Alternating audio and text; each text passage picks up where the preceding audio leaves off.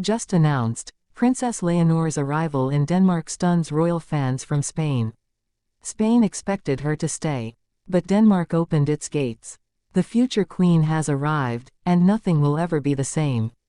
It is now official, just announced. Princess Leonor, heir to the Spanish throne, has stepped onto Danish soil in an arrival so stunning, so symbolic, that royal fans from Spain, and across the world, are still trying to process the magnitude of what they witnessed. This was not a simple diplomatic trip. Not a casual royal exchange. This was a moment years in the making, the future Queen of Spain arriving in Denmark, not as a visitor but as something much more. Later in this video, you'll hear what Danish royal insiders whispered the moment Leonor stepped off the plane, and why those words could change the future of Europe's monarchy forever. Setting the scene. The scene was Copenhagen Airport, draped in quiet anticipation. Spanish flags waved beside Danish banners, not flown by protocol officers but by ordinary citizens who had gathered hours in advance. It was cold. The skies were gray. But the moment the royal jet touched down, the crowd erupted. Spain had sent its princess. Denmark was ready to receive her.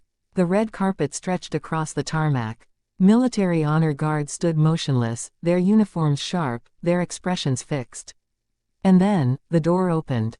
Leonor appeared, a vision of poise, grace, and unmistakable royalty. She descended the steps slowly, her hand grazing the railing, her gaze calm but determined. The world paused. Her outfit, a deliberate choice. Later in this video, you'll see why her coat color alone was enough to set Spanish social media ablaze with speculation. First impressions. The cameras zoomed in. Spanish television commentators fell into silence. Fans back in Madrid gasped. For many, this was the first time they had seen Leonor outside her father's protective shadow, stepping into a foreign nation with the full authority of her future crown. Royal fans shouted her name. Some waved flowers. And at the edge of the crowd, a Spanish family living in Denmark held a banner that read, Nuestra Reina del Futuro, our future queen. When she smiled, it wasn't just polite. It was intentional. A message across borders. But what stunned everyone most was who awaited her at the end of the carpet.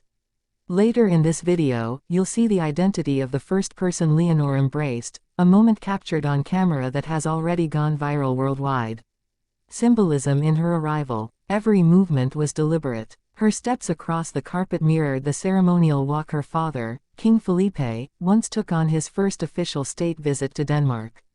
History was repeating itself, but this time, with a daughter who carried an even greater symbolism. Her coat was deep navy, the same shade worn by Queen Letizia at her first engagement after Leonor's birth. A quiet nod, a mother's silent presence, stitched into fabric. Pinned discreetly near her collar was a brooch. Small, delicate, sapphire. It once belonged to Queen Sophia, her grandmother. For royal watchers, this was not jewelry. This was lineage, a declaration of heritage. Later in this video, you'll hear how Danish commentators reacted when they noticed the brooch, and why they said it was a sign Leonor has already mastered the art of royal diplomacy. Family, duty, and expectation. Back in Spain, reactions were immediate. Crowds gathered outside the royal palace in Madrid, watching live broadcasts on big screens.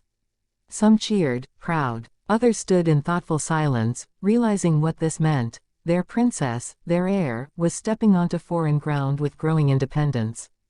King Felipe himself, watching privately, was visibly moved. A father's pride, a monarch's calculation. Queen Letizia, always protective of Leonor, reportedly whispered one line to her husband, "Now, she belongs to history." Meanwhile, in Denmark, royal insiders noted how effortlessly Leonor blended into the moment, not as a guest, but as someone who already belonged. But not everyone was comfortable. Some critics in Spain questioned, was this too much, too soon?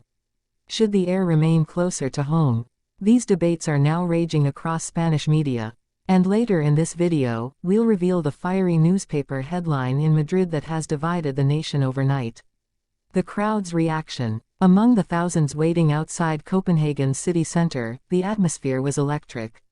Spanish fans waved signs. Danish families whispered curiosity. Children shouted her name. And then it happened. A little girl, no older than 8, broke through the silence and yelled, "Viva la reina, long live the Queen." The crowd erupted. Applause, cheers, laughter, tears. A child's voice had said what so many were feeling. For royal fans in Spain watching live, that was the moment it became real. Leonor was no longer just their princess. She was already stepping into her role as queen. The larger meaning: her arrival in Denmark is more than a royal visit. It is a declaration, a signal that Leonor is ready to represent her nation, ready to stand alongside the next generation of European royalty, ready to become the monarch her people are waiting for. The stunned silence of fans. The gasps in Spain. The joy in Denmark. All of it tells the same story: a young woman stepping out of her father's shadow and into her destiny. This was not politics. This was not ceremony. This was history unfolding before our eyes. And tonight, we remember one truth: when Princess Leonor arrived in Denmark, she did not just walk across a carpet. She walked into the hearts of two nations, and stunned the world in the process.